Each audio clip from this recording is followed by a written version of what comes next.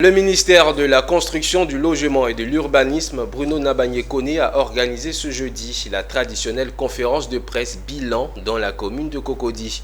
Objectif, faire le bilan des actions du ministère. Une occasion également pour les professionnels de médias de poser toutes leurs préoccupations sur l'actualité du logement en Côte d'Ivoire, entre autres la question des effondrements d'immeubles à Abidjan. Zénab Dosso et Tima Traoré. C'est une occasion de plus pour le ministre Bruno Nabagné-Koné de faire le bilan des activités de son ministère menées au cours de l'année. La conférence de presse annuelle. Cette édition 2024 a réuni l'ensemble des acteurs de médias de Côte d'Ivoire et acteurs du secteur du logement pour s'imprégner des réformes entreprises par le ministère dans son plan d'action. Occasion pour le ministre Bruno Nabagné-Koné de rappeler l'intérêt de ces actions gouvernementales visant à offrir un logement décent aux populations.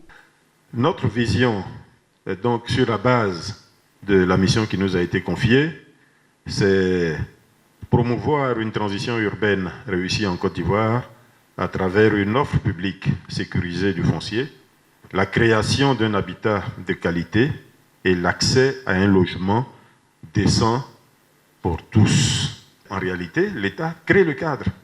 L'État fait en sorte que vous puissiez accéder par vos moyens à un logement qui soit décent. À l'occasion de cette conférence de presse annuelle, le ministre s'est livré aux professionnels de médias de Côte d'Ivoire pour répondre à leurs préoccupations au sujet du secteur du logement. Au nombre des questions abordées, les effondrements des immeubles à Abidjan.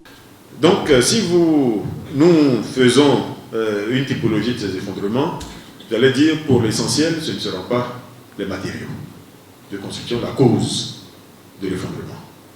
Parce que nous aussi, nous faisons des vérifications après effondrement. Nous faisons des tests sur les matériaux qui sont récupérés sur le lieu de l'effondrement pour essayer de comprendre. Ils sont transmis à des laboratoires pour voir, pour analyser. Et jusqu'à présent, ce que nous notons, en tout cas, ça ne vient pas directement de la mauvaise qualité des fers.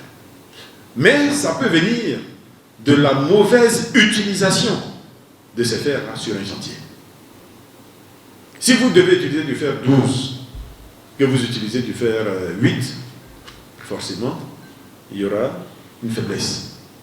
Clap de fin de la conférence de presse annuelle du ministère de la Construction, du Logement et de l'Urbanisme, la distinction des lauréats du concours Bruno Nabagné-Koné, un prix qui vient récompenser et encourager les productions journalistiques relatives au sujet de la construction et de l'urbanisme.